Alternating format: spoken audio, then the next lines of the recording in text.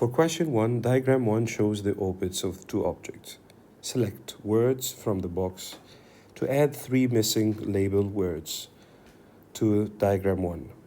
So at the center we have star, but the closest celestial object rotating around the star, which is planet. And in elliptical path we have comet. In section B, diagram 2 shows the moon orbiting the Earth. Draw an arrow on the diagram 2 to show the gravitational force acting on the moon due to Earth. So the gravitational or the mutual attraction force between the moon and Earth, so you have to draw an arrow from the moon toward the Earth. It's kind of a centripetal force.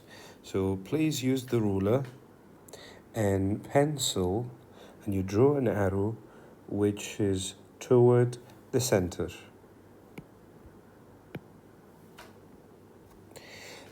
This is the FG, the gravitational force between the moon and Earth. For section C, give a name for a large collection of billions of a star. So the correct answer, the group of a stars, you can call it galaxy or galaxies.